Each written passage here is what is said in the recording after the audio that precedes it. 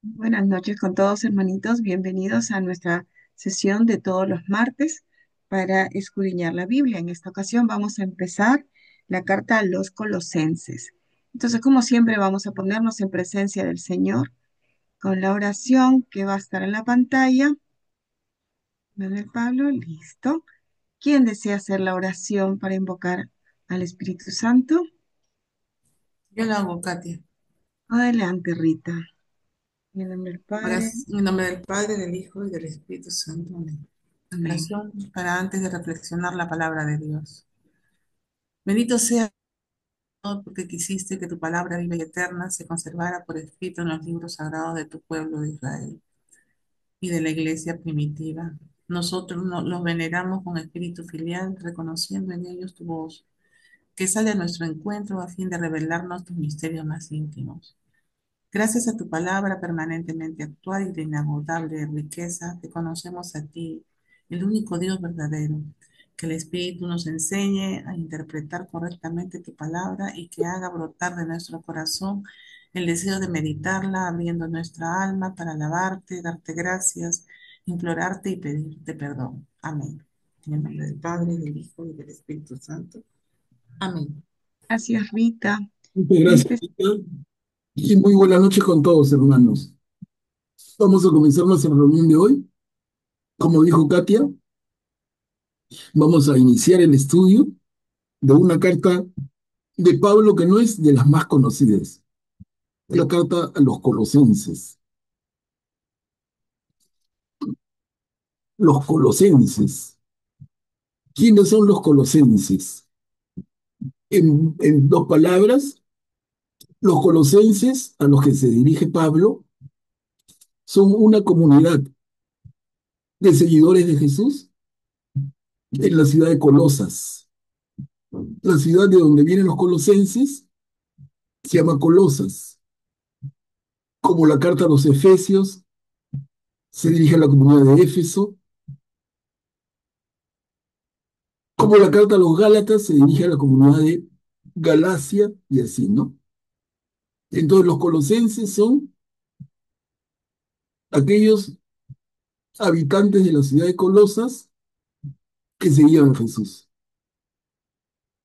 Y a ellos Pablo les va a dirigir la carta. No es muy larga, como la carta que terminamos recién de leer. ¿Recuerdan a los filipenses, a los habitantes de Filipos que siguen a Jesús? Esta carta también tiene 4 capítulos. En primer lugar, quiero presentarles, bueno, en segundo, ¿no? Porque en primer lugar hemos aclarado términos colosenses, comunidades colosas. En segundo lugar, les presento la ubicación de Colosas en el mapa. Disculpen la foto, pero de verdad que es la mejor que he conseguido. En internet habían fotos media feas, muy complicadas, con muchos nombres, pero esta me encanta, miren, porque el mapa está simplificado. Le tomé foto a una Biblia nueva que tengo, que es lindísima en castellano, ¿no? Biblia de Estudio Teología Bíblica, es una pequeña joya, y le tomé la foto a los miles de cuadros que tiene, que es este. Miren Colosas, ¿dónde está? El río Lica forma un valle, y en ese río, que desemboca al mar Egeo, está Colosas, pero también la Odisea y Hierápolis. Lo menciono porque en la propia carta Pablo se va a referir a la Odisea y a Hierápolis. Se dan cuenta que facilito es, como insisto siempre, nosotros no hacemos curso de geografía, no hacemos curso de historia, pero ubicarnos un poquitito ayuda a cualquier cantidad, si no uno lee y se marea, como, como que te hablan rocas, ya no sabes nombres y nombres que te aturden. Pero acá tenemos el mar Mediterráneo, tenemos El mar Egeo, que es donde mira Éfeso, hacia el oeste, hacia el occidente, Éfeso mira al mar Egeo. Éfeso es una comunidad importante, como les he mencionado mil veces. Ahí vivió Juan, el evangelista, con la Virgen María, después de la resurrección de Jesús. Ahí tuvo su casa, la Virgen María, que según la leyenda fue trasladada por un ejército de ángeles a la ciudad de Loreto en Italia, ¿no? Esa es otra historia. Y la misma casita de Éfeso se trasladó a Loreto y hasta el día de hoy se puede visitar, ¿no? Loreto, Italia. Y por eso hay una veneración muy grande también a la Virgen de Loreto, que es la advocación de la Virgen María en Loreto. Bueno, está Éfeso. Pablo estuvo en Éfeso y dirigió una carta que vamos a leer luego, la carta a los Efesios, ¿no? Entonces, miren, más abajito en las islas está Patmos. Y Patmos es, si recuerdan, aunque no lo hemos visto todavía en detalle, pero es la isla donde el autor del Apocalipsis estaba prisionero cuando tiene la revelación que comparte y escribe en el libro del Apocalipsis, en el libro de Revelación. Entonces se dan cuenta que el mapa escoge algunos lugares, no los satura, se hace muy amigable. Yo, bueno, la presentación la pasamos y ya se les borra, pero si alguien quiere, no sé si valga la pena, les puedo pasar esta diapositiva a su WhatsApp para que la tengan. Quien quiera la imprima, la guarde ahí en su Biblia, porque normalmente no sale tan clarito dónde quedaba Colosas. Y ese es uno de los pequeños lujos de esta nueva edición de la Biblia, Biblia teológica. Está clarito, ¿no? ¿Alguien quiere comentar algo? Colosas, sus vecinos, la Odisea, el Hierápolis. Ahora, el que conoce Turquía fácilmente me podría decir, oye, yo estuve en Turquía, su capital Estambul, que antes era Constantinopla y antes Bizancio. Oye, yo he ido a Turquía, me di una vuelta grande y no conocí Colosas. ¿Y saben por qué? Porque ya no existe. La ciudad, la pequeña ciudad de Colosas, claro, pequeña para nosotros hoy, ¿no? En su época era una ciudad. En términos de las poblaciones enormes que tenemos hoy, eso es pequeño para nosotros, repito. Pero Colosas, una ciudad próspera en su tiempo, compartía el valle del río Lica con la Odisea y Hierápolis. Eran ciudades regadas por el mismo río.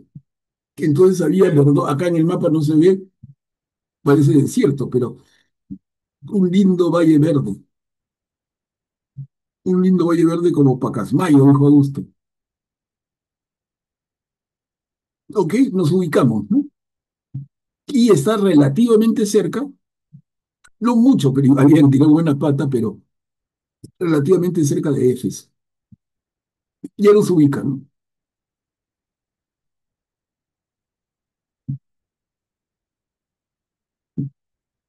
Miren, en el mapa hay una escala, 0 a 100 kilómetros, y podemos hacer como una regla, un poco la distancia. Yo le calculo así a ojo, menos de 150 kilómetros. Menos, o sea, no es muy lejos. Pero tampoco es que sea en la esquina. Y en esa época que las cosas se hacían a pie, había que agarrarse bien. Es un poco como la distancia, parecida a la distancia de Nazaret con Jerusalén. Claro, ahora, si visitas Israel, te vas en un carro y llegas en un rato, pero antes caminando tomaba varios días, ¿no? Pero no es el otro lado del mundo. ¿Hasta ahí estamos? No sé, Katia, si alguien quiera comentar, que me hago calor y el verano, y me voy a quitar la casaca. Verano, no creo.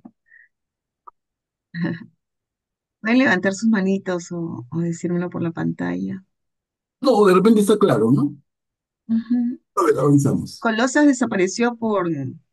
Ah, no, no dije eso. Colosas desapareció por un terremoto y no lo volvieron a levantar. Recordemos porque hasta ahora vemos noticias, terremoto en Turquía. Es una zona bien sísmica, sobre todo más al este. Turquía es un país bien grande y más al este hay unos terremotos súper bravos. Bueno, Colosas desapareció tiempo después de Jesús y no lo volvieron a levantar. La gente se mudó, los sobrevivientes se mudaron a Hierápolis y a la Odisea, que eran ciudades más consolidadas. Graciano está pidiendo la palabra. Adelante, Graciano. Gracias, hermano. Buenas noches. Manuel Pablo, una consulta. ¿Actualmente quedará algo como para decir aquí fue Colosas, aquí estuvo edificada la ciudad? Sí, miren, no lo hice, pero podría hacerlo. Les puedo pasar una foto real, actual, de un monte que le llaman, en hebreo le llaman Tel, T-E-L-L. Un tel en hebreo, ¿qué significa? Un conjunto arqueológico, unas ruinas. Pero cuando vemos el tel de Colosas, lo que se ve es una montaña. O sea, han pasado tantos siglos que la ciudad que se cayó ya se cubrió de tierra y de más tierra y de más tierra y lluvias y al final se ha hecho como una montaña. Pero que si se excavara, seguramente se encontrarían cosas. Pero la verdad, como dice la Biblia, en esta edición linda, donde sale la foto del tel de Colosas, dice, nunca nadie ha tenido la iniciativa de excavar. O sea, hay cosas mucho más interesantes. Van a dedicar una millonada a unas ruinas que quizás no aporten mucho, ¿no? ¿Qué encontrarían? Entonces realmente no ha habido interés por excavar ese tel, pero tenemos la foto y la ubicación exacta. Entonces yo les voy a pasar dos imágenes. Uno, este mapa de ubicación de Colosas y dos, el tel de Colosas, las ruinas de Colosas, pero ruinas, como les digo, como era la Huaca Pugliana, que ahora la han trabajado y se ven los adobes. Pero antes, cuando yo era chico, que siempre viví por acá, me acuerdo que uno veía un cerro donde montaba bicicleta, no había nada. Le decían huaca y uno de niños se preguntaba por qué. ¿Qué cosa es una huaca, un cerro? No, miren, después de eso lo han trabajado y van descubriendo muros, muy simpático, muy bonito. Y es un atractivo turístico de la ciudad de Lima. Siempre hay gringos ahí con sus cámaras de fotos, ¿no? Entonces ese sería el tel de Puquiana. Nosotros le decimos la huaca. En hebreo, tel, T-E-L-L. Entonces me comprometo, les comparto este mapa y la foto del tel de Colosas. ¿Ok? Y hay dos compromisos. Ahora me olvido y quedo mal. No te hago recordar. Ya. ¿Qué Biblia dices que tienes, la nueva? Ah, bien linda es. ¿Qué pasa en el La medio? Biblia de Estudio de Teología Bíblica. Pero eso que les muestro es una caja. Ajá. Abres la caja y encuentras el tesoro, que es este. Una Biblia Ah, forrada, tiene forro de cuero, miren, suavecita, linda, doradita, huele rico y las páginas son suavecitas. De verdad que es linda.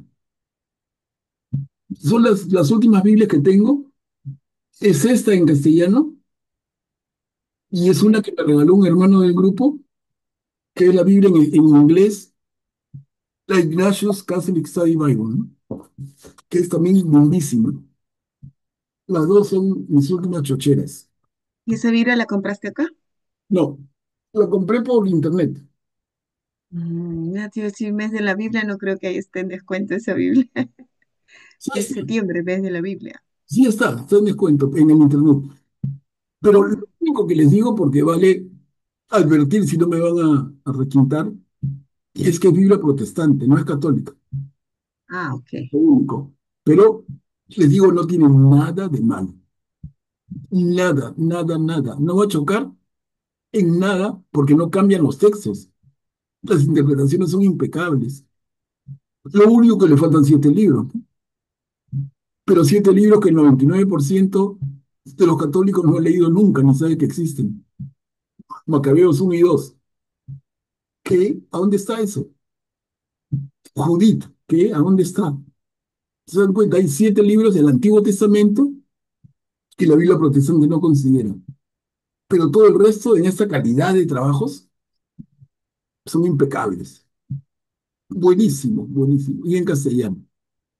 La Biblia que les hablé en inglés, que también es mi última pertenencia en mi activo, es la Biblia Ignatius en inglés, que sí es católica, sí ha trabajado sobre la base de una versión de la Biblia, que es la ECV, ¿no?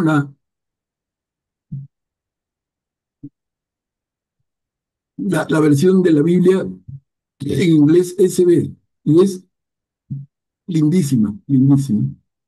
Y sobre eso, un teólogo famoso, Scott Hahn, ha dirigido un equipo y han hecho un súper trabajo sobre esa edición de la Biblia.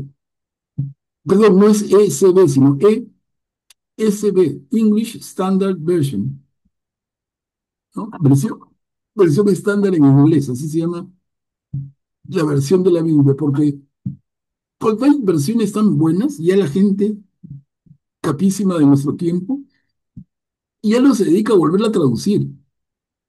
En esta Biblia de estudio lo que hacen es, aporta más bien en los artículos que acompañan, pero toman la mejor traducción que ellos consideran.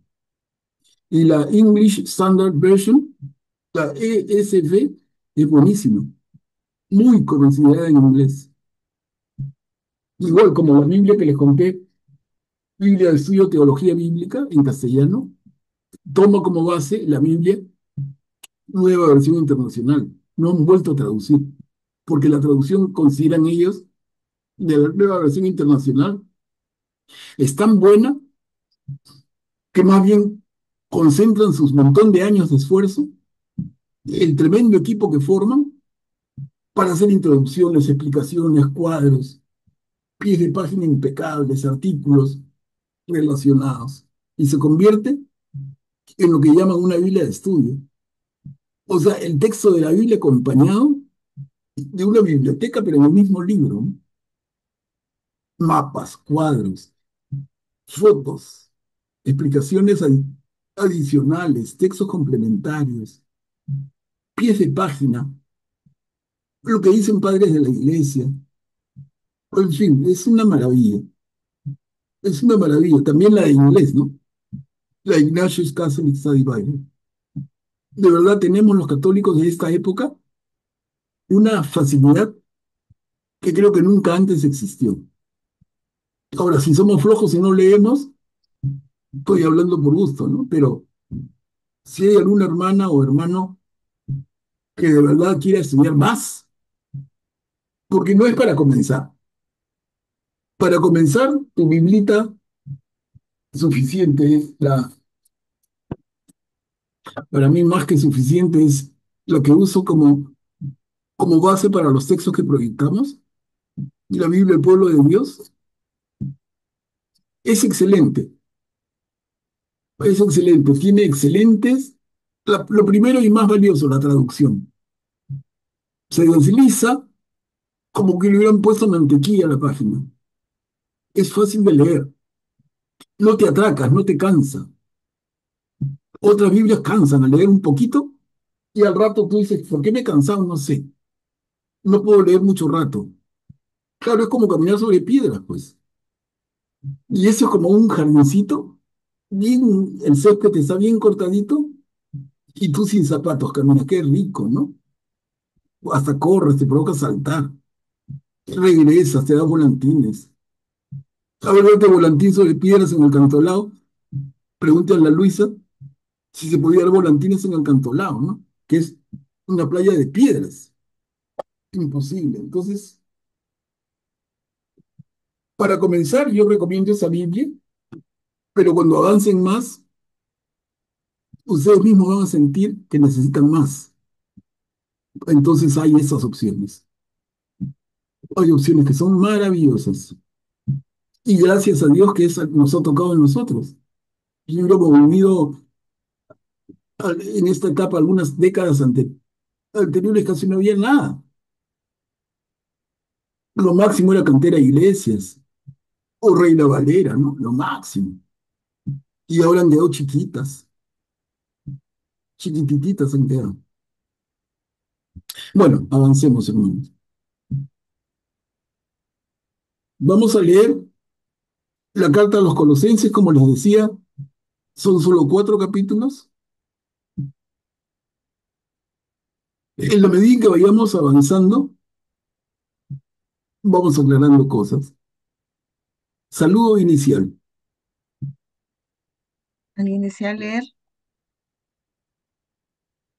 está en la pantalla. Yo puedo leer. Adelante, Graciano. Gracias. Pablo, apóstol de Jesucristo por la voluntad de Dios, y el hermano Timoteo, saludan a los santos de Colosas, sus fieles hermanos en Cristo. Llegue a ustedes la gracia y la paz que proceden de Dios, nuestro Padre. Miren, gracias. Dense cuenta, la forma de empezar es de Pablo. O sea, Pablo tiene un estilo de él. Y esta entrada a la carta, ese saludo, es propio de Pablo. Sin embargo, les adelanto, sin ánimo de complicarnos, pero algunos estudiosos de la Biblia sospechan que la carta no sea escrita por Pablo, sino por un discípulo de Pablo. Al final no le quita nada, porque en la medida en que la iglesia la recibe como canónica, le da todo el valor. ¿Por qué estos estudiosos exégetas sospechan de que la carta sea de Pablo? Un poco por el estilo. Pero por otro lado, hay varias hipótesis, ¿no? Se, se especula, se especula que realmente la carta, unos dicen, la escribió Timoteo. Pablo está en prisión, comento eso, así como en la carta a los filipenses. Pablo está en prisión, o sea, esta carta también junto con Filipenses pertenece a ese grupo de cartas de Pablo que le llamamos cartas de la cautividad. Pablo está preso. ¿Dónde? Parece que en Roma? Tampoco hay certeza de eso. Parece que está en Roma, parece que se escribe entre el año 60 y el año 62, y quien está con él súper fielmente es Timoteo. Timoteo se ha logrado ganar el corazón de Pablo, como lo haría Lucas también. Entonces, miren cómo saluda Pablo, apóstol de Jesucristo, por la voluntad de Dios, y el hermano Timoteo. Entonces, les repito, algunos exégetas, estudiosos de la Biblia, piensan que Timoteo es el que escribe por encargo de Pablo. Puede ser. Y eso explicaría por qué el estilo, si bien se parece tanto, pero no es para los superestudiosos el estilo mismo de Pablo. Ellos dirían, no es la mano de Pablo, pero es la de alguien muy cercano. Y vamos a ver cuando termina la carta, para no dejar la duda en el aire, Como Pablo al final dice, esto les escribo con mi puño y letra. Yo, Pablo, escribo con mi puño y letra. Claro, ¿qué cosa escribe con su puño y letra? El saludo de despedida. O sea, un tercero ha redactado y él agarra, se sienta en la silla del que escribe y firma él. Yo, Pablo, lo saludo con mi puño y letra, dice. Adelante. Entonces, no tengamos problema. Es una carta muy linda. Saludan a los hermanos, a los santos de Colosas, los santos, los que siguen a Jesús. ¿No? Para la primera iglesia, los seguidores de Jesús son santos, fieles hermanos en Cristo. Y esto tan propio de Pablo. Y de ustedes la gracia y la paz que proceden de Dios nuestro Padre. Eso es propio, es su sello, es como su cliché. Imagina, tú tienes algo que escribes una carta y pones, eso es. Así vean las cartas de Pablo y así comienzan. ¿Ok? Acción de gracias. ¿Quién desea leer esta pericopa? Leo, Katia, Ok, Luisita, adelante. acción de gracias.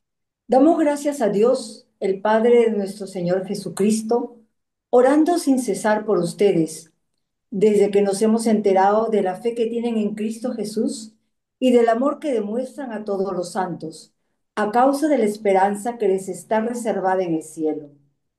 Ustedes oyeron anunciar esa esperanza por medio de la palabra de la verdad, de la buena noticia que han recibido y que se extiende y fructifique en el mundo entero. Eso mismo sucede entre ustedes. Desde que oyeron y comprendieron la gracia de Dios en toda su verdad, al ser instruidos por Epafras, nuestro querido compañero en el servicio de Dios. Él es para ustedes un fiel ministro de Cristo, y por él conocimos el amor que el Espíritu les inspira. Ujú. Gracias, Luisa. ¿Qué les parece? Empieza dando gracias. Gracias a Dios, Padre del Señor Jesucristo, orando sin cesar por ustedes. Desde que hemos enterado de la fe que tienen en Cristo Jesús y que el amor que demuestran a todos los santos a causa de la esperanza que les está reservada en el cielo. Miren, hermanos, hermanas, esto podría parecer a esas alturas redundante. Hemos leído varias las cartas de Pablo y ya, oye, otra vez lo mismo. Tú dirías, ya sé, pero ¿qué pasa? Tengamos en cuenta el sentido de las cartas. Entonces, los colosenses reciben esta carta y no necesariamente conocen la carta a los Gálatas ni las cartas de los Corintios, ni, se dan cuenta, ni a los filipenses, no necesariamente, porque las cartas eran tan manuscritos, se enviaban con una finalidad y a una comunidad. Entonces aquí como que Pablo repite, pero no por loro, no por repetidor, sino porque envía un mensaje que quiere dejar bien claro, como ya lo hizo con otras comunidades a los que se ha dirigido. Entonces, por eso, entendiendo así, lo vemos con más cariño y no como repetición. El segundo párrafo, ustedes oyeron anunciar esta esperanza por medio de la palabra de la verdad, de la buena noticia que han recibido y que se extiende y fructifica en el mundo entero.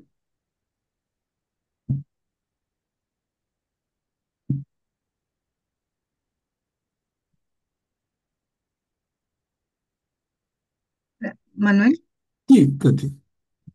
quien evangelizó ahí fue Epafras, ¿no? No fue No me Pablo. pareciera, a ver, no me atrevo, pero por lo que he escuchado y leído, el nombre se pronunciaría Epafres. Epafres. Epafres. Pero no se da, me queda la duda. Con acento en la E. Epa. Como no tiene tilde, Ah, tú dices Epafras ajá. y sonaría bien, pero todos los audios que he escuchado varios, sobre la carta a los colosenses y hablan de Epafras. ¿Quién es este Epafras? Ese Epafras o Epafras es el hermano cristiano que le llevó el, tes- el testimonio de Jesús a la comunidad de Colosas. O sea, si la comunidad de Colosas tiene a alguien que la forma, el misionero que la forma no es Pablo, es Epafras.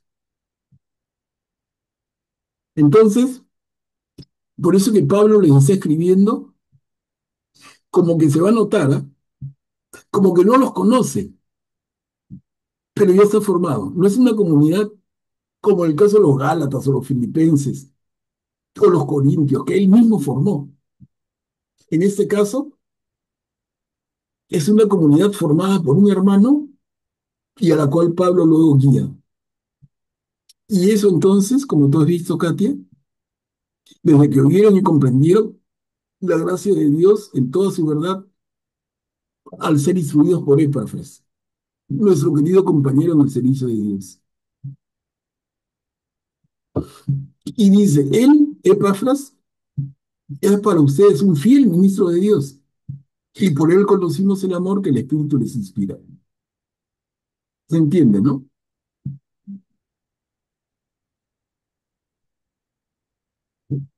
Un ratito se ha rayado la pantalla.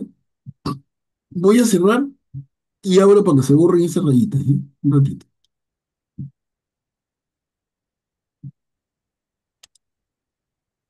Epa. No, acento en la E. Ya está. Sí la ven, ¿no? Sí. Ya no hay rayitas. Ya estoy aprendiendo cada vez los trucos. Pero lo ideal sería, yo no logro que no se marque ni una rayita. Pero he avanzado, antes se marcaba todo. Era terrible. Bueno, aquí, hermanos, algún comentario está fácil. Digan ustedes. Uy, estoy yendo al revés.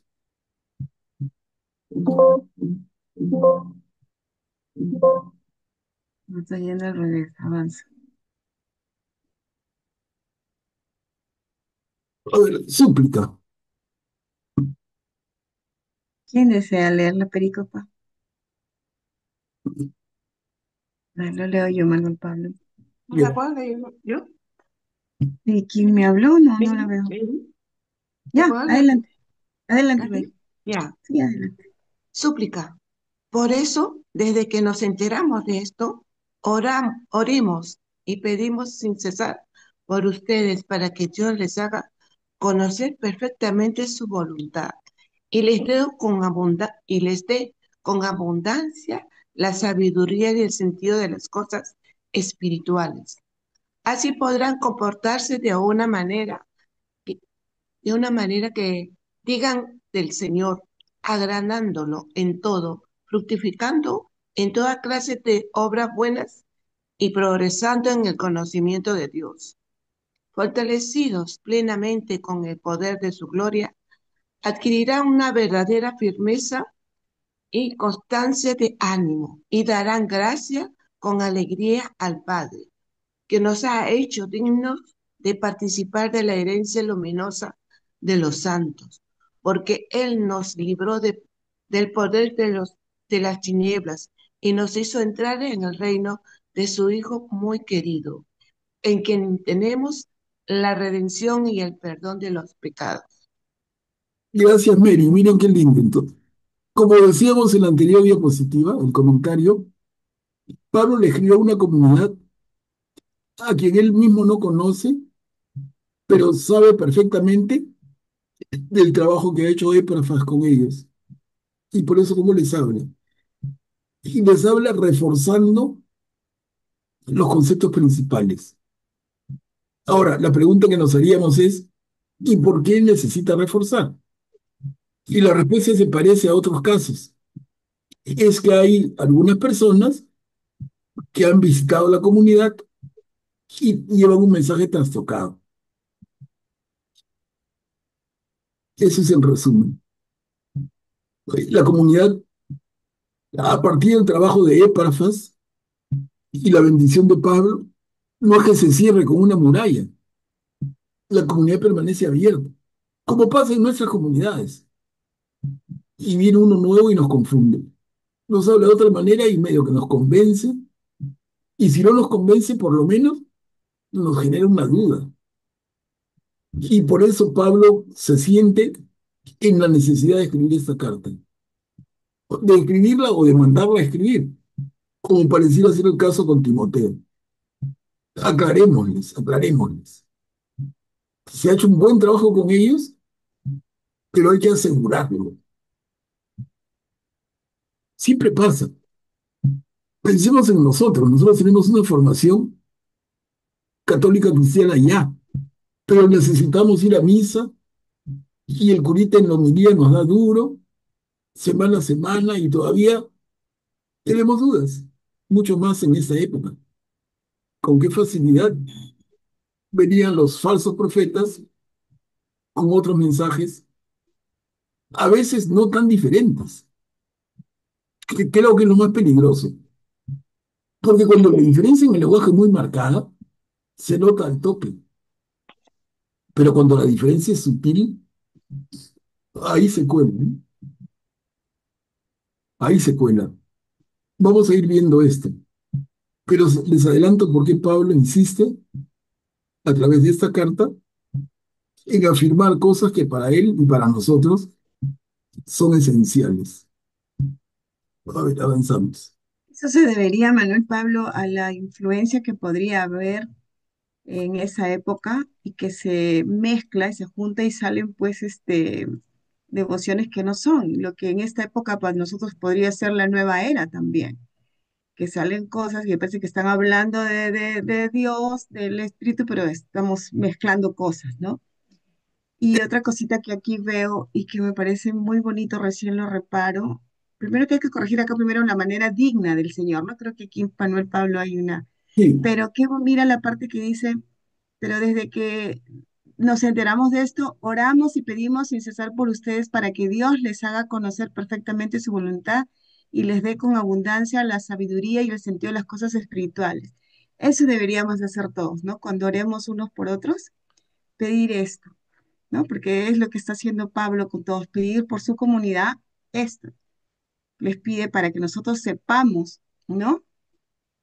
Entender la voluntad del Señor y tengamos ese sentido de las cosas espirituales, ¿no? Sería muy bonito pedir por todos esto. claro, claro, Katia, muy bien, bien oportuno, bien dicho, fundamental. Miren a lo que nos invoca Pablo. Y cuando habla, al final dice, en el reino de su Hijo muy querido, en quien tenemos la redención y el perdón de los pecados. Toda la promesa. ¿Qué tal pluma tan brillante? ¿Qué tal cerebro tan claro para transmitirlo de una y otra manera el mismo mensaje? Jesús Salvador. A ver, continuamos. Cristo, imagen de Dios y cabeza de la iglesia. ¿Lo puedo leer? Claro, Cristo, imagen de Dios y cabeza de la iglesia. Él es la imagen del Dios invisible, el primogénito de toda la creación, porque en Él fueron creadas todas las cosas, tanto en el cielo como en la tierra, los seres visibles y los invisibles, tronos, dominaciones, principados y potestades. Todo fue creado por medio de Él y para Él. Él existe antes que todas las cosas y todo subsiste en Él. Él es también la cabeza del cuerpo, es decir, de la iglesia. Él es el principio, el primero que resucitó de entre los muertos, a fin de que Él tuviera la primacía en todo, porque Dios quiso que en Él residiera toda la plenitud. Por él quiso reconciliar consigo todo lo que existe en la tierra y en el cielo, restableciendo la paz por la sangre de su cruz. Gracias, Katia. Qué lindo, lindo lo que has leído. Esto es Eso cristología. es un himno, claro, pura cristología. Es un himno, es lo que se entra en una llamada aquí. Ya.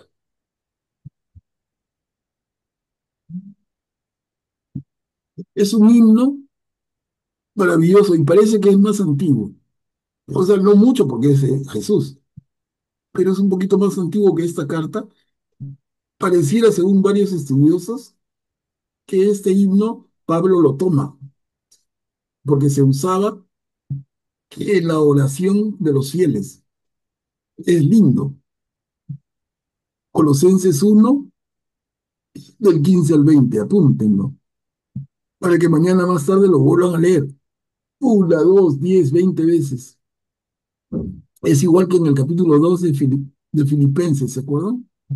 Cuando habla del vaciamiento de Jesús, ese Jesús que es Dios hecho hombre, que deja de lado sus poderes divinos para actuar plenamente como hombre. Eso está en el capítulo 2 de Filipenses que recién vimos.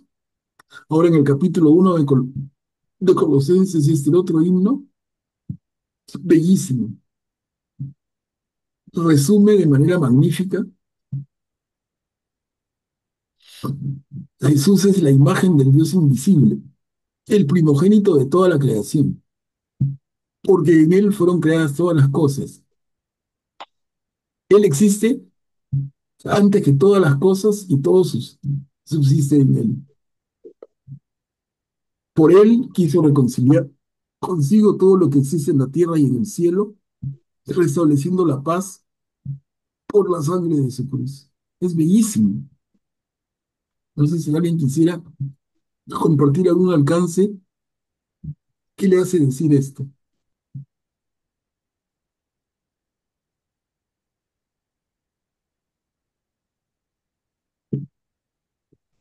Si no seguimos, a ver. La salvación por medio de Cristo. Insisto, hermanos, un poquito de paciencia, porque alguien diría, ya pues Pablo, háblame algo nuevo. Pero recordemos que esta carta va a gente nueva, gente a la que él no conoce, y está reforzando conceptos en medio de la confusión que pretenden sembrar otros, judaizantes, etcétera.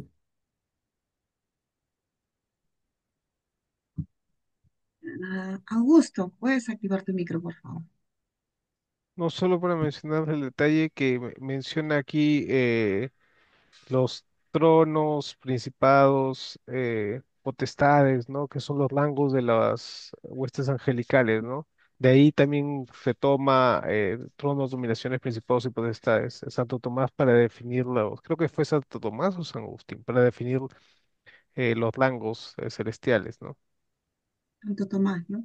Ujú, ujú, perfecto, Nos está presentando a Cristo y reforzando a Cristo, ¿no? claro, claro. Entonces la pregunta es, ¿y por qué necesita hacerlo? Es que ellos no lo conocen, ya estuvo Epafras. Epafras les habló tan bonito, los acercó al Señor, se los presentó y esta comunidad ya decidió seguirlo. Entonces, ¿por qué Pablo viene a repetir? ¿Por qué necesita hacerlo? Y ya lo dijimos. Hay quienes traen un mensaje diferente y confunden. Pasaba antes y pasa hoy. ¿Cuántos hermanos nuestros se confunden? Y así como Pablo en aquella época, nos toca el rol a nosotros hoy. Estar claros para aclarar. Tener las cosas claritas para explicar. Si no, va a suceder lo que dice en otro pasaje del, del Evangelio, ¿no? Si un ciego guía a otro ciego, ambos terminarán cayendo en el mismo pozo. Cuidado, cuidado. Nosotros como guías no podemos ser ciegos. y la forma de no ser ciegos es preparándonos como lo estamos haciendo semana a semana de a pocos. ¿Quién desea leer la pericopa que está acá en la pantalla? Yo, Adelante, Karin. antes, a causa de sus pensamientos y sus malas obras, ustedes eran extraños y enemigos de Dios, pero ahora Él los ha reconciliado en el cuerpo carnal de su Hijo, entregándolo a la muerte, a fin de que ustedes pudieran presentarse delante de Él como una ofrenda santa, inmaculada e irreprochable. Para esto es necesario que ustedes permanezcan firmes y bien fundados en la fe, sin apartarse de la esperanza transmitida por la buena noticia que han oído y que fue predicada a todas las criaturas que están bajo el cielo, y de la cual yo mismo, Pablo, fui constituido ministro. Gracias, Karim.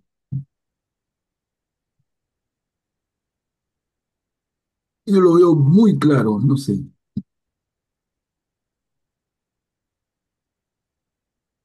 Nos está presentando a Cristo. Graciano, adelante, por favor. Gracias. Una consulta, Manuel Pablo.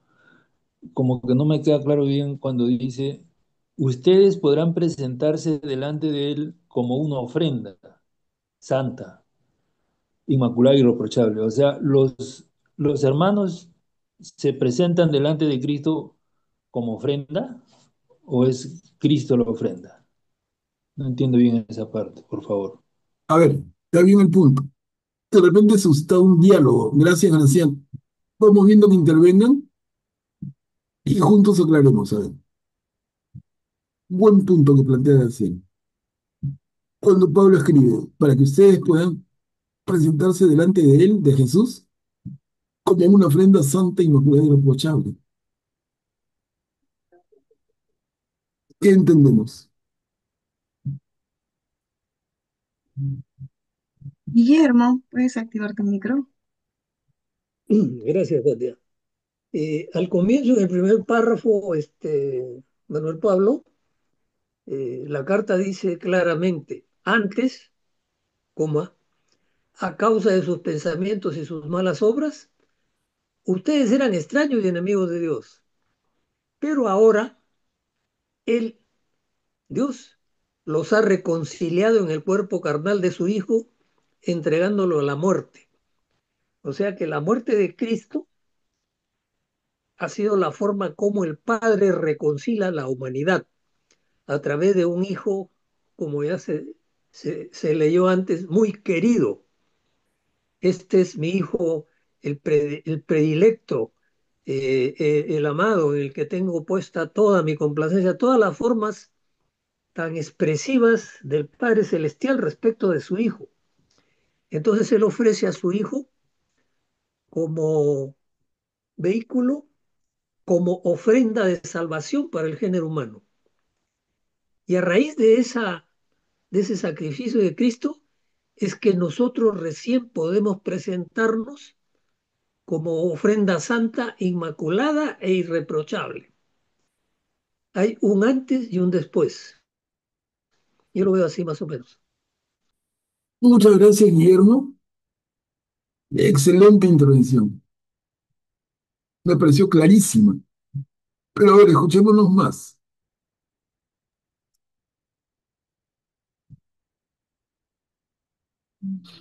No veo las manos. Tan calladitos hoy día. Eh, Otras veces participan mucho más, ¿no? No les ha gustado la carta a los colosenses. Anímese, Graciano, anímese. no soy Graciano, si con el comentario amplio de Guillermo te queda clara tu inquietud. Sí, sí, claro. Entiendo que los hermanos también pueden constituirse una ofrenda. O sea, Cristo fue la ofrenda de Dios Padre para reconciliar a la humanidad. Y nosotros digamos, los mortales, también podríamos constituir una ofrenda en la medida en que seamos seguidores de Cristo, ¿no? Claro, bien dicho, Graciano. Y miren, una ofrenda, cuidado, lo repito una vez más, alguien podría entender mal o limitadamente el ser ofrenda, porque tú puedes ofrecer tu vida en un momento, pero también la puedes ofrecer día a día durante toda tu vida. Constituirnos en ofrenda es ofrecernos y ofrecernos a los demás, porque si no, ¿cómo le mostramos a Dios lo lindos y maravillosos que somos? Porque nos arrodillamos a rezar, nada más, no, es ofreciéndonos en servicio a los demás. Esto también podría ser, Manuel, cuando dice eh, entregándole la muerte a fin de que ustedes pudieran presentarse delante de él cuando sea nuestra muerte y tendremos que presentarnos ante el Señor. Por Cristo es que nosotros vamos a estar inmaculados y irreprochables porque Él en su muerte pagó por nosotros. Eso también puede ser. Claro, por supuesto, claro que sí. Atilio, puedes activar tu micro, por favor. Gracias, Katia. Buenas noches. A mí estoy pensando cómo les explicaba Pablo de que era un solo Dios en tres personas distintas, cuando muchos de ellos saben que Pablo es judío, fariseo, y habla constantemente de Dios Padre, su Hijo sacrificado, hecho carne, y que reciben el Espíritu Santo. O sea, ¿cómo les explicaba? Si hasta hoy día, con todo el avance que tenemos, hay gente que tiene dudas sobre la Santísima Trinidad, ¿cómo era en esa época? Es un buen punto. Y lo vamos leyendo de a pocos, ¿no? Más que una sola respuesta, tener eso que ha planteado Atilio, tenerlo a flor de piel. Y en la medida en que vamos avanzando en Pablo, una y otra de sus cartas, y sobre todo en la carta a los romanos, que es la más amplia y profunda, estar atentos a ver cómo lo toca, cómo lo aborda. Hablando del tema que ha mencionado Atilio, de las dudas hasta el día de hoy sobre la Santísima Trinidad. Efectivamente, hay mucha gente que duda y ha dudado de la Santísima Trinidad. Justamente hace unos días estudiaba el caso de quien de repente es el más notable de los que dudaron de la Santísima Trinidad. Digo de repente porque por ahí sale otro tan notable, pero yo no lo veo tan fácil. Y hablamos nada menos que Isaac Newton. Seguramente todos saben quién es. Sir Isaac Newton, tremendo personaje en la historia del pensamiento humano. Padre, uno de los padres más importantes de la física, tremendo matemático, tremendo genio. Él es un inglés, vivió en Inglaterra, era profesor en la Universidad de Oxford, en el Trinity College. Tremendo genio, respetadísimo en el siglo XVIII. Considerado hasta el día de hoy uno de los genios más grandes de la humanidad. Y saben ustedes, Isaac Newton fue célibe, no se casó nunca, nunca tuvo contacto con una mujer. Y no por ningún tema oculto, extraño, sino por su tremendo acercamiento a la iglesia. Tremendo acercamiento. Isaac Newton cuenta que él no fue sacerdote por una razón, porque no creía en la Santísima Trinidad. Para que veamos en esto que preguntó Atilio, hasta dónde y en quiénes este tema se hace difícil de procesar. No es que alguien tontito, hermanito, tu cerebro no te da. No, miren, hablamos de Isaac Newton. Isaac Newton vivió toda su vida. Ahora, él no lo hizo público, no escribió tratados negando, porque hubiera sido un escándalo terrible y seguramente no hubiera podido ser profesor de Oxford como lo fue y no lo habrían hasta quemado en la hoguera. Pero del fondo de su corazón y en sus círculos íntimos, Isaac Newton siempre dudó de la Trinidad. No podía entender en su cabeza, de genio físico y matemático, que Dios fuera uno en tres personas. No podía. Uno de los cerebros más grandes que ha producido la humanidad en toda su historia. No pudo procesar eso. Y a pesar, les digo, de la tremenda fe y de la vida tan virtuosa, la castidad como si fuera el más santo de los curas, pero no pudo, por más esfuerzo que hizo, no pudo meter en su cabecita el concepto de la Trinidad.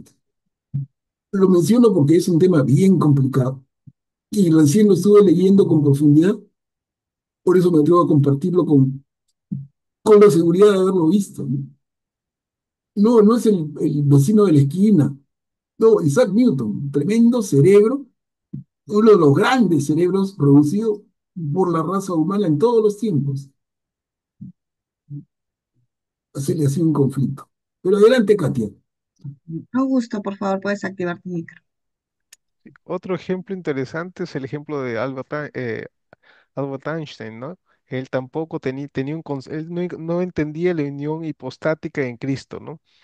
Él como creía en una especie de Dios de Spinoza, es un concepto medio panteísta de Dios, y él creía, o sea, creía que había un Jesús histórico y había un Dios separado que no intervenía, ¿no? El Jesús histórico para él no era Dios, ¿no? Sino era como un maestro espiritual, ¿no? O sea, tenía y a pesar de que él era un gran genio en otros aspectos, ¿no? Eso demuestra que no siempre, o sea, la inteligencia no se corresponde muchas veces con la fe. A veces la inteligencia, mucha inteligencia, una persona muy inteligente puede llegar a conceptos muy errados, ¿no? Porque la inteligencia de cierta manera te, te hace bueno, se podría decir un poco soberbio, ¿no? Em, Te hace creer que puedes comprender todos los misterios, ¿no? Cuando hay cosas que son misterios y solo Dios revela lo que ha revelado, ¿no? Y si no quieres dar fe a lo que ha revelado Dios y prefieres seguir tus propias elucubraciones, entonces llegas a problemas, ¿no? Claro, Augusto. Excelente intervención. Y yo le añadiría algo relacionado con la Biblia, el libro de sabiduría, la sabiduría de los hombres versus la sabiduría de Dios, ¿no? Claro, muy bien dicho.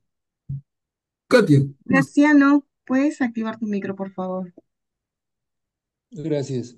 Bueno, es verdad que Newton y Einstein fueron cerebros excepcionales, ¿no? Pero a la vez eran personas muy racionales y no había mucho espacio para lo que nosotros conocemos como fe. O sea, Newton era un hombre que creía, tenía que ver para creer, ¿no? Y lo mismo Einstein. Entonces, yo creo que la inteligencia, eh, pues, como dijo Augusto hace un momento, puede llevarnos a errores, ¿no? En casos de fe, la inteligencia podría llevarnos a errores, ¿no? Mucha racionalidad, no dan espacio para un concepto amplio de Dios, ¿no? Que es que hay cosas que no vamos a poder entender definitivamente nosotros, por más inteligentes que seamos. Gracias. bien dicho. Guillermo, adelante, Guillermo. Gracias, Gate. Manuel Pablo, eh, como has dicho, la Santísima Trinidad es un misterio y como misterio es parte de la religión cristiana y es una de las pruebas o muestras de que no es una invención humana, sino es una obra de Dios. Por eso es que tiene misterios. Y son misterios porque el hombre con toda la capacidad intelectual que tiene, regalo de Dios, es incapaz de llegar a esto.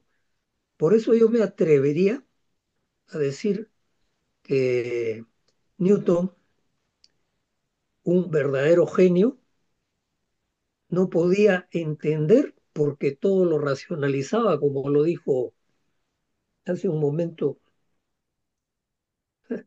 se me fue su nombre, y a la comprensión o a la aceptación, no a la comprensión, sino a la aceptación del misterio de la Santísima Trinidad, se llega solamente por fe. Y fe es la certeza producto de la confianza absoluta en Dios, que nos ha dado muestras palpables a lo largo de la vida del Señor Jesús y posteriormente también. Gracias. Gracias, Diego. Miren, y esta posición de Isaac Newton, estudiando un poco a los opinólogos, a los críticos que existen dentro del tema de la iglesia, señalan a Newton como un arriano, imagínense. Arriano es ese ciudadano seguidor de Jesús del primer siglo que llegó a ser obispo, pero que negó que Jesús fuera Dios, arriano. Y a partir de arriano hay una corriente que sube en boga durante 3 siglos, ¿no? Hasta el siglo cuarto. Incluso había obispos y más de un papa arrianos. La historia de la iglesia, lo que pasa es que no nos las enseñan a fondo, pero eso tiene momentos bien, bien difíciles. Este tema es re complicado, como dicen bien ustedes. Adelante, Julia. Puedes activar tu micro.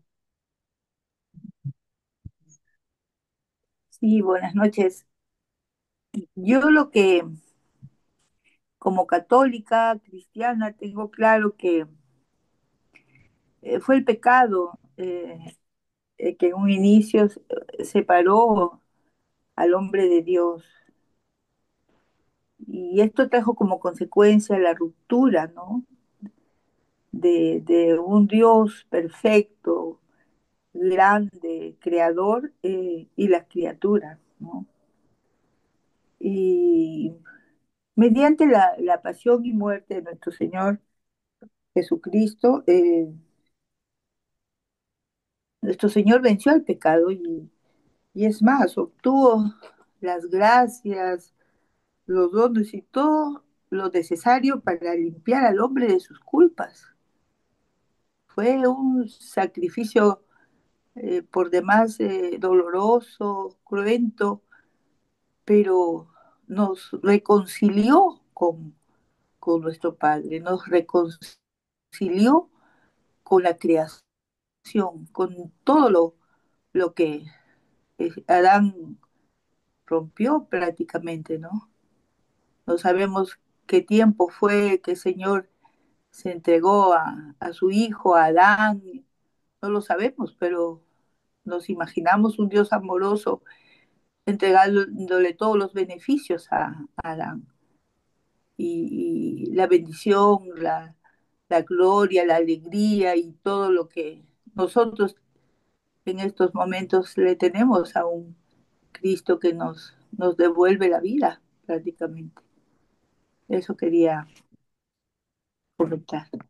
Gracias, Julia. Y miren, a partir del comentario de Julia, creo que nos viene de una manera a todos el recuerdo del episodio de Abraham con su hijo Isaac y el casi sacrificio que felizmente no se consumó. Y Abraham iba a sacrificar a su hijo Isaac, como Dios Padre sacrificó a Jesús. Una comparación fuertísima, ¿no? María Teresa, ¿puedes activar tu micro, por favor? Hola, buenas noches.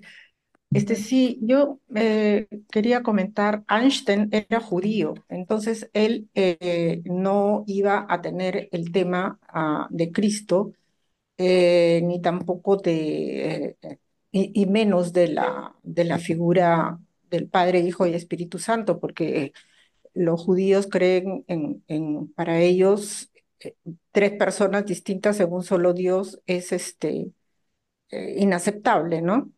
Entonces, desde esa perspectiva, Einstein es un caso, diría yo, aparte. Por otro lado, sin embargo, cree en la existencia de Dios, ¿no? Del ser supremo creador. Y por otro lado, también la figura de Padre, Hijo y Espíritu Santo hasta hoy en día sigue siendo muy controversial, como ha dicho Manuel Pablo, aún en algunos hermanos dentro de la Iglesia Católica.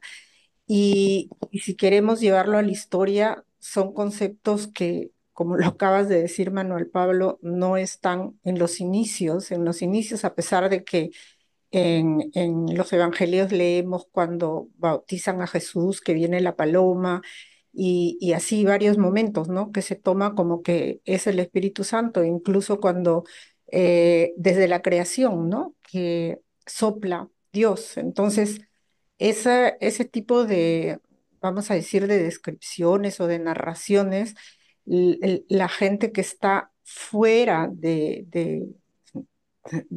de la creencia, sí, también de la creencia, lo toma como que nosotros, la Iglesia Católica, pues pone sus interpretaciones, ¿no?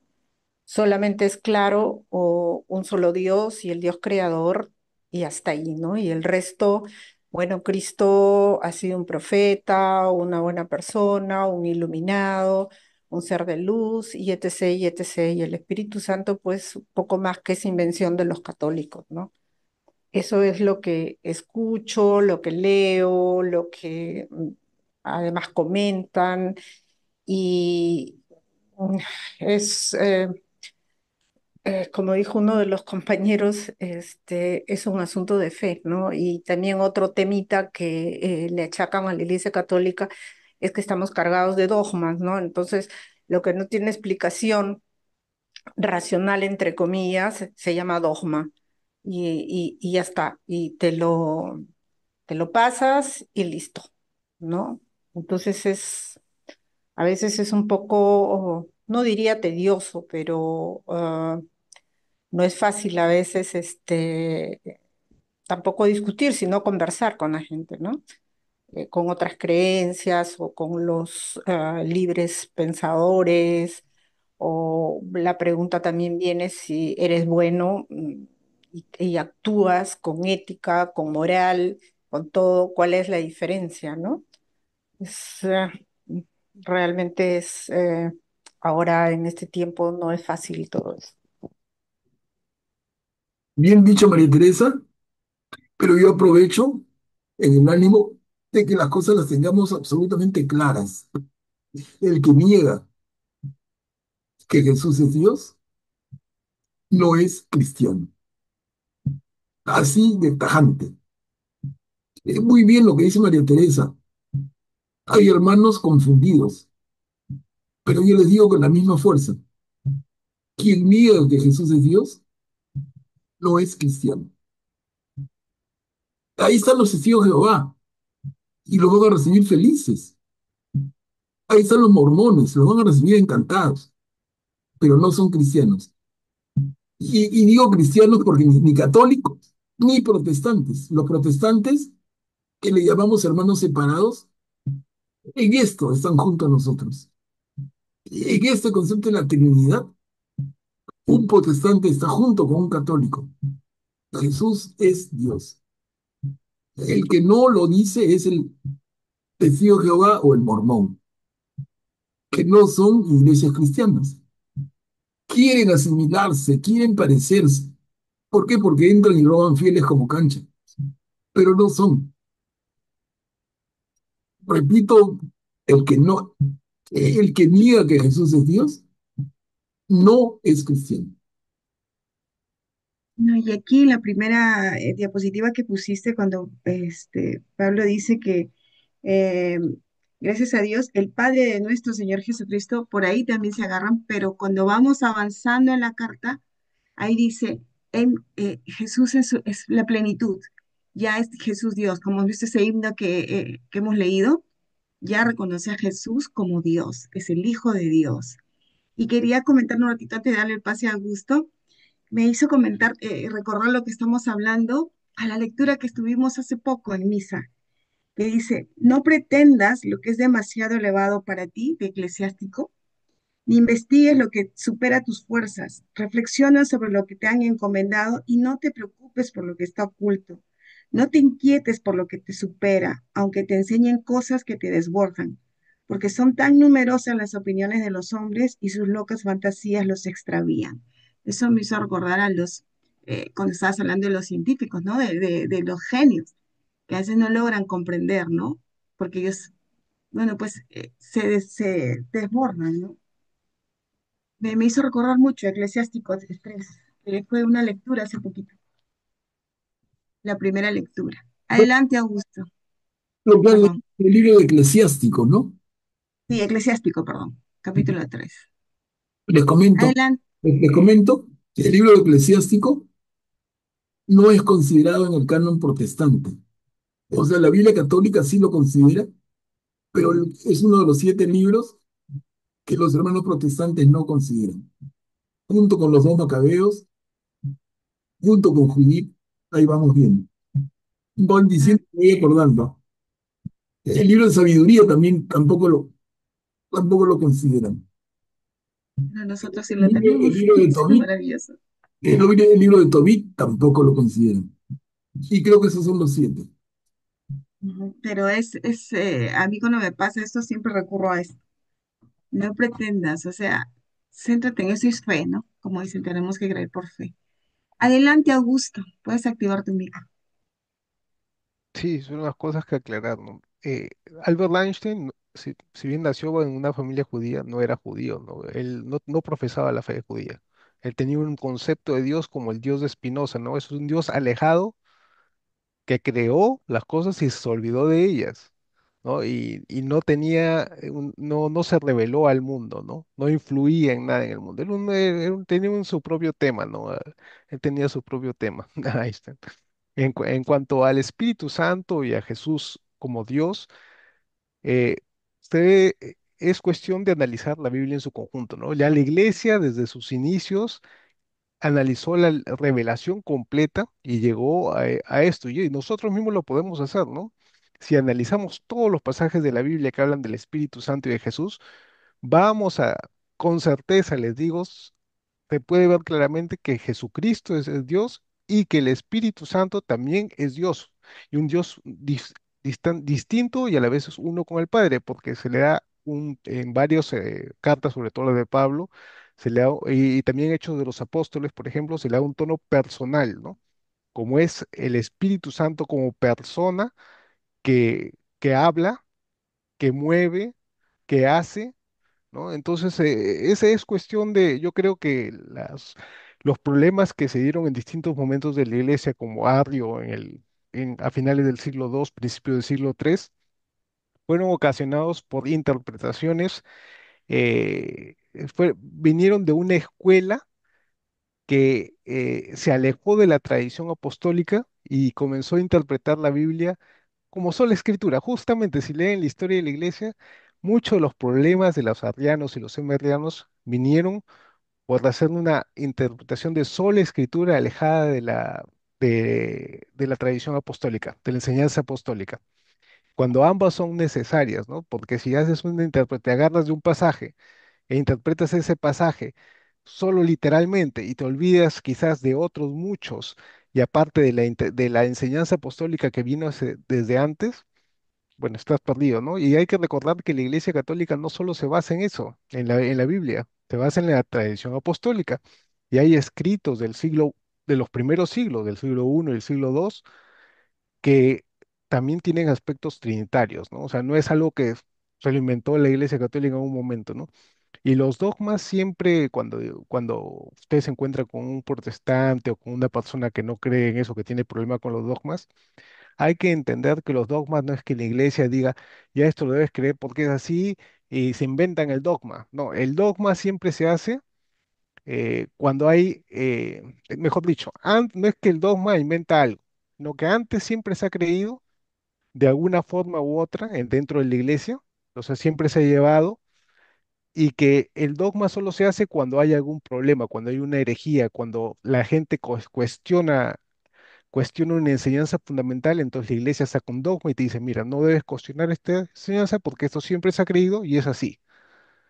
Para eso siempre han salido todos los dogmas que han ido, por eso salió el dogma de que Cristo es Dios, de que María es Madre de Dios, de que, en fin, de que María es Inmaculada. No es que se lo inventó la iglesia, sino que aparecieron herejías en cada uno de los momentos de la historia de la iglesia y se necesitaba que la iglesia ponga fin a esas herejías, ¿no?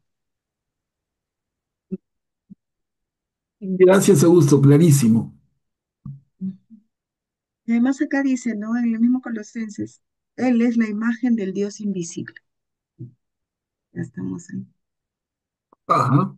A ver, vamos a terminar el primer capítulo, el ministerio apostólico de Pablo.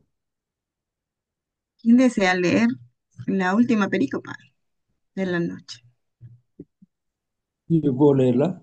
Adelante, Graciano. Gracias. El ministerio apostólico de Pablo. Ahora me alegro de poder sufrir por ustedes y completo en mi carne lo que falta a los padecimientos de Cristo, para bien de su cuerpo, que es la iglesia. En efecto, yo fui constituido ministro de la iglesia, porque de acuerdo con el plan divino, he sido encargado de llevar a su plenitud entre ustedes la palabra de Dios. El misterio que estuvo oculto desde toda la eternidad y que ahora Dios quiso manifestar a sus santos.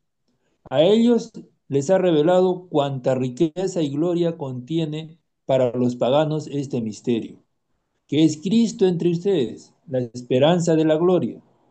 Nosotros anunciamos a Cristo, exhortando a todos los hombres e instruyéndolos en la verdadera sabiduría, a fin de que todos alcancen su madurez en Cristo.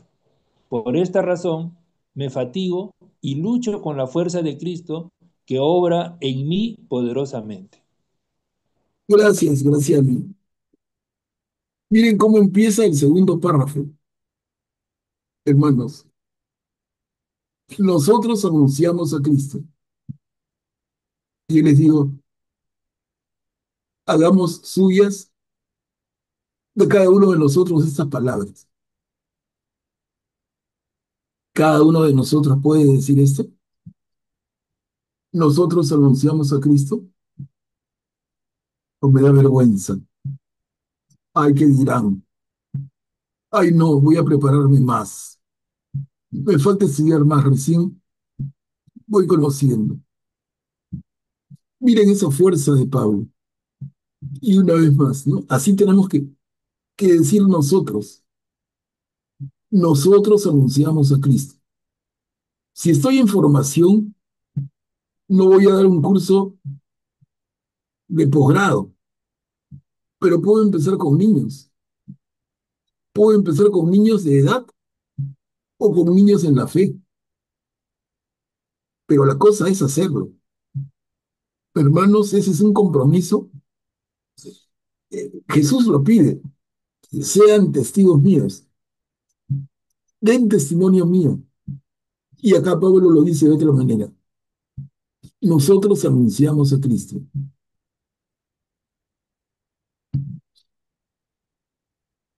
Manuel, Pablo, una pregunta.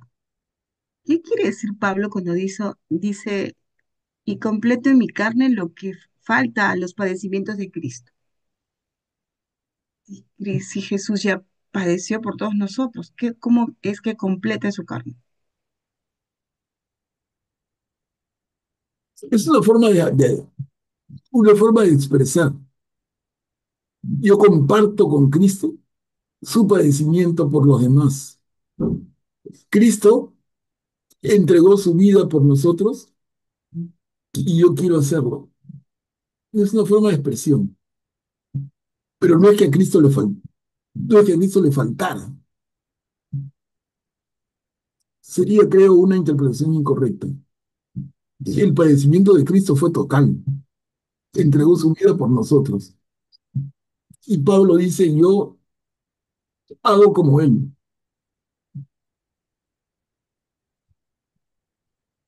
Augusto, por favor, puedes activar tu micro. Claro, como menciona Manuel Pablo, el sacrificio de Cristo es suficiente, ¿no? Y completo, ¿no? No se puede decir eso. Sin embargo, aquí se refiere Pablo a que hay que recordar que Jesús y la iglesia están unidos, ¿no? Místicamente, ¿no? Jesús es cabeza de la iglesia y nosotros, la iglesia es cuerpo de Cristo, ¿no? Es una unión que hay también entre la iglesia y Cristo y en ese sentido nosotros participamos de ese sufrimiento de Cristo, ¿no? En ese sentido, sí, pues se podría decir que nosotros participamos y completamos en el sacramento, los sufrimientos, ¿no? Nuestros sufrimientos se añaden al cuerpo de Cristo, ¿no? Pero no en el otro sentido ¿no? Del sacrificio de Cristo, que es único. La unión, ¿no? Ahora sí. Claro. Adelante, Atilio. Puedes activar tu micro. Sí, yo quería resaltar que, o al menos destacar que siempre Pablo reitera que su ministerio es directamente de Cristo, no vino por los apóstoles. O sea, él no es discípulo de ningún apóstol elegido por Jesús estando en vida, sino que él viene directamente enviado por Jesús resucitado. O sea, eso quería, porque lo dice varias veces, ¿no? En todas sus cartas. No sé si eso le da fuerza o le da una mayor autoridad frente a lo que puedan decir los otros apóstoles, ¿no? Es Porque correcto. así como él decía, ¿cómo? ¿No recibió el Espíritu Santo?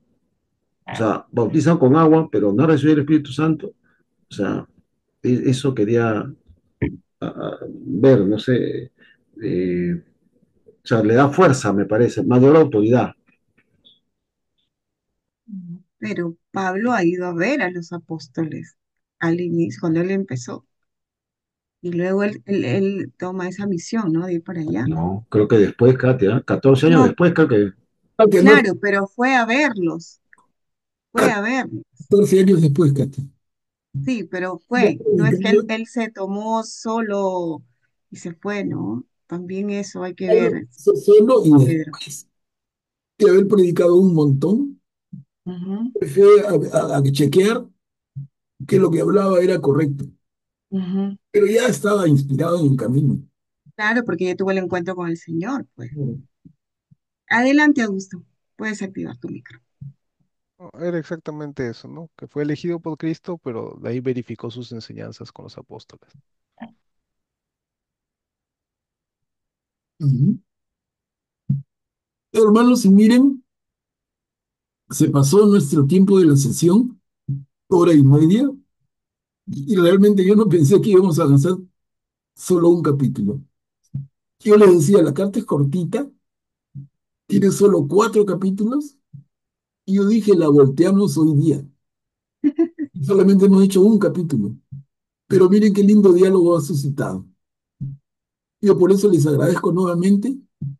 Me encanta que esto suceda. Creo que es la mejor manera de que avancemos. Más bien, algunos hermanos todavía están a tiempo, anímense a participar. Pero por lo que participan, excelente y agradecidazo. Bueno, aquí nos quedamos, capítulo 1. El próximo martes hacemos a partir del capítulo 2.